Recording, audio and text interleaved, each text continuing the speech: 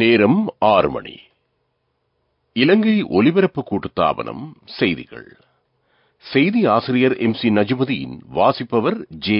யோகராஜ். முதலில் தலைப்புச் செய்திகள். அரசாங்கம் கடந்த 2 வருடங்களில் 75 சட்டங்களை நிறைவேற்றியதாக ஜனாதிபதி ரணில் விக்ரமசிங்க தெரிவிப்பு. ஆட்கடத்தலில் ஈடுபடுபவர்களுக்கு தராதரம் பாராது சட்ட நடவடிக்கை. வரக்காபுல நகரில் வாகன நெரிசலுக்கு தீர்வாக மாற்று வீதியை நிர்மாணிக்கும் பணியை விரைவுபடுத்த ஏற்பாடு. சர்வதேச பிணைமுறி உரிமையாளர்கள் முன்வைத்திருக்கும் பிரேரணைகளை ஏற்றுக்கொள்ள முடியாது என்கிறார் கலாநிதி ஹர்ஷ டி சில்வா. கொழும்பு மற்றும் சன நெரிசல் நிறைந்த பிரதேசங்களில் வெள்ளப்பெருக்கை கட்டுப்படுத்த 7 விசேட செயல் திட்டங்கள். ராணுவ தளவாட கொடுக்கல் வாங்கல் தொடர்பில் அமெரிக்காவுக்கும் இஸ்ரேலுக்கும் இடையில் ஒப்பந்தம். T20 கிரிக்கெட் சகலதுறை வீரர்களுக்கான தரப்படுத்தலில் வனிது அசரங்க மற்றும் ஷகிப் அல் ஹசன் ஆகியோருக்கு முதலிடம். அவை தலைப்புச் செய்திகள். அரசாங்கம் கடந்த 2 வருடங்களில் 75 புதிய சட்டங்களை நிறைவேற்றியதாக ஜனாதிபதி ரணில் விக்ரமசிங்க தெரிவித்தார். இதன்படி தெற்காசியாவில் புதிய சட்ட கட்டமைப்புகள் இலங்கையில் மட்டும் நடைமுறைப்படுத்தப்படுகின்றன. மோசடிகளை ஒழிப்பதற்காக மிக முக்கிய நடவடிக்கைகள் மேற்கொள்ளப்பட்டுள்ளதாகவும் அவர் கூறினார். தெல்தெனியவில் நிர்மாணிக்கப்பட்ட நீதிமன்ற கட்டிடத் தொகுதியை அவர் இன்று திறந்து வைத்தார். இந்நிகழ்வில் பங்கேற்ற போதே ஜனாதிபதி இந்த விடயத்தை குறிப்பிட்டார். அரசாங்கம் திருடர்களை பாதுகாப்பதாக சிலர் குற்றச்சாட்டுகளை முன்வைக்கின்றனர். எனினும் திருடர்களை பிடிப்பதற்காக அரசாங்கம் கடந்த 2 வருடங்களில் புதிய சட்டங்களை உருவாக்கியுள்ளதாகவும் ஜனாதிபதி ரணில் விக்ரமசிங்க மேலும் தெரிவித்தார். ஆட்கடத்தலில் ஈடுபடுபவர்களுக்கு எதிராக தராதரம் பாராது சட்டத்தின் ஊடாக உரிய தண்டனை விதிக்கப்படும் என்று ராஜாங்க அமைச்சர் பிரமித்த பண்டார தென்னகோன் தெரிவித்தார். ரஷ்ய யுக்ரைன் யுத்தத்துக்காக ஓய்வு பெற்ற ராணுவ வீரர்களை கூலிப்படையாக பயன்படுத்தி ஆட்கடத்தலில் ஈடுபட்ட சந்தேகத்தின் பேரில் ஓய்வு பெற்ற சிரேஷ்ட ராணுவ அதிகாரி உட்பட மேலும் சிலர் சந்தேகத்தின் பேரில் கைது செய்யப்பட்டனர். அவர்களுக்கு எதிராக சட்ட நடவடிக்கை மேற்கொள்ளப்பட்டிருப்பதாகவும் ராஜாங்க அமைச்சர் கூறினார். ஜனாதிபதி ஊடக மையத்தில் இன்று நடைபெற்ற ஊடகவியலாளர் சந்திப்பின் போதே ராஜாங்க அமைச்சர் இந்த விடயத்தை தெரிவித்தார். நீங்கள் கேட்டுக்கொண்டிருப்பது இலங்கை ஒலிபரப்பு கூட்டுத்தாபனத்தின் செய்திகள்.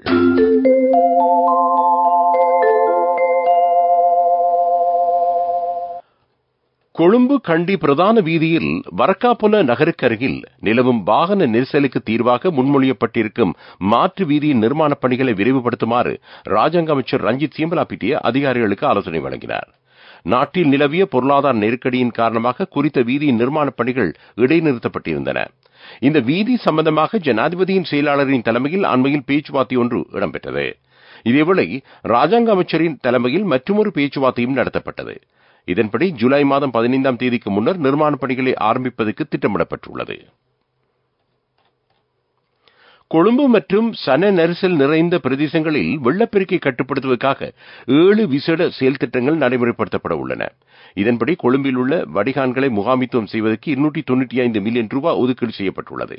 இந்த செயல் திட்டத்தை விரைவுபடுத்துமாறு அமைச்சர் பிரசன்ன ரணதுங்க அதிகாரிகளுக்கு ஆலோசனை வழங்கினார். குறித்த 7 செயல் திட்டங்களும் 3 கட்டங்களின் கீழ் நடைமுறைப்படுத்தப்படும்.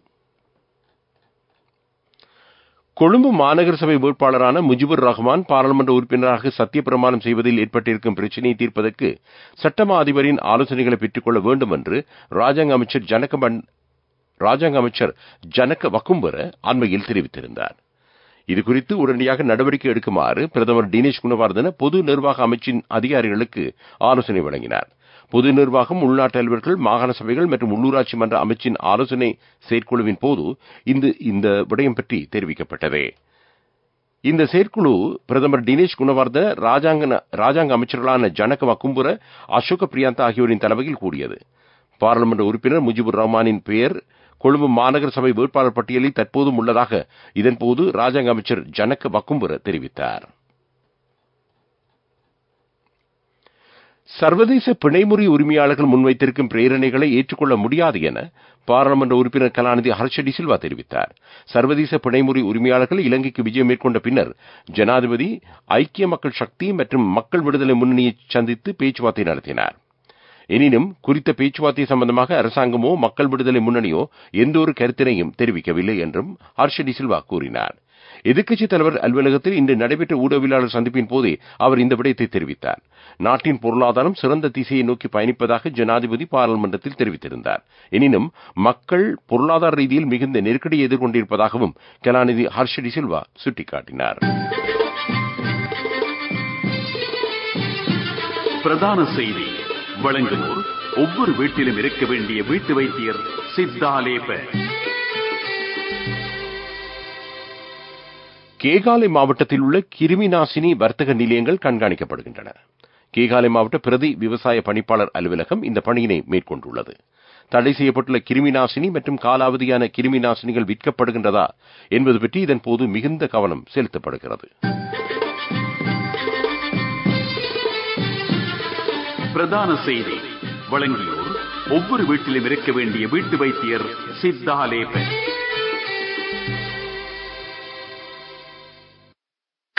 உங்கள் கவனத்திற்கு நாடளாவிய ரீதியில் மழையுடன் கூடிய வானிலை நிலவுவதனால் டெங்கு தொற்று அதிகரிக்கும் அபாயம் ஏற்பட்டுள்ளது. அண்மை காலமாக அதிகளவான டெங்கு நோயாளர்கள் இனம் காணப்பட்டுள்ளனர். மக்கள் இதுவிடத்தில் மிகுந்த அக்கறை செலுத்த வேண்டும். டெங்கு நுளம்புகள் பெருகாத வகையில் சுற்றுப்புறச் சூழலை சுத்தமாக வைத்துக் கொள்ள வேண்டும் என்பது கோரிக்கையாகும். உலகச் செய்திகள்.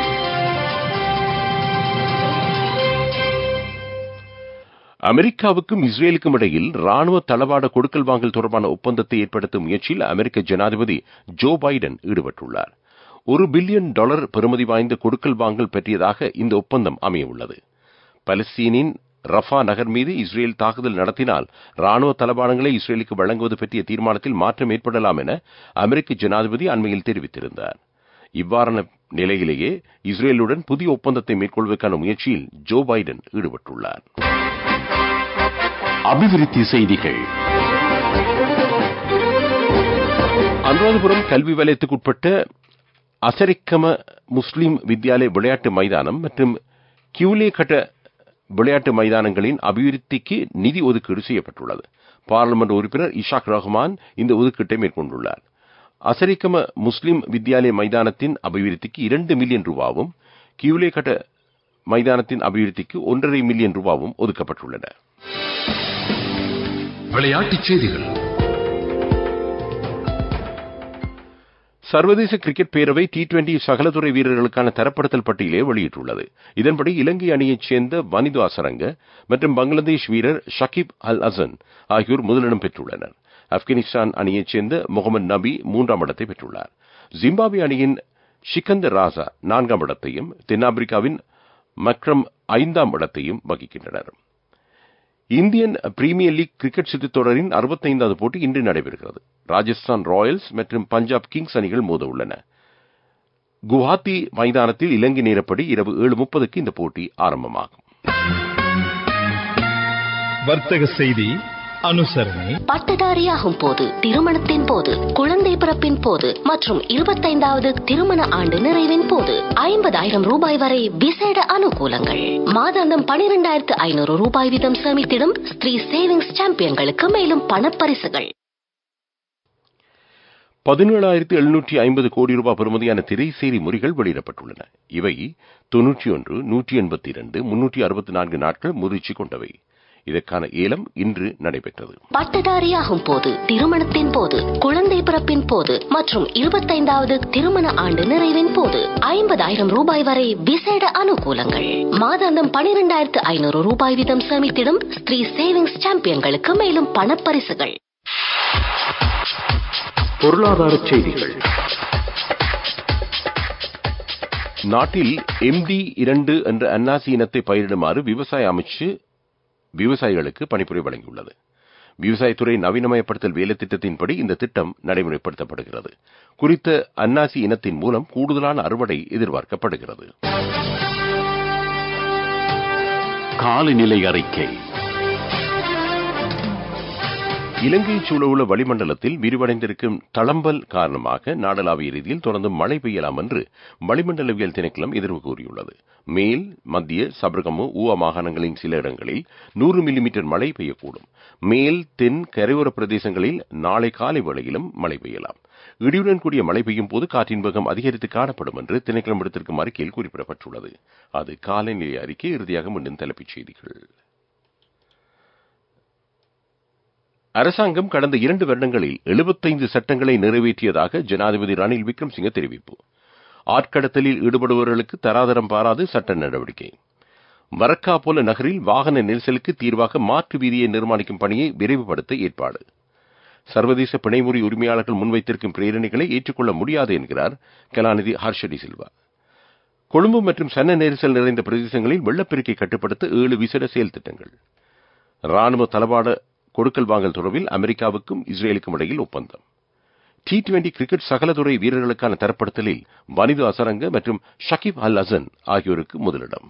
இத்துடன் இந்த செய்தி அறிக்கை நிறைவு பெறுகிறது. நமது அடுத்த பிரதான செய்தி அறிக்கை இரவு 9 மணிக்கு ஒலிபரப்பாகும். நேர்களுக்கு வணக்கம். இலங்கை ஒலிபரப்பு கூட்டு தாபனம் தேசிய சேவை நேரம் 6 மணி 11 நிமிடம்.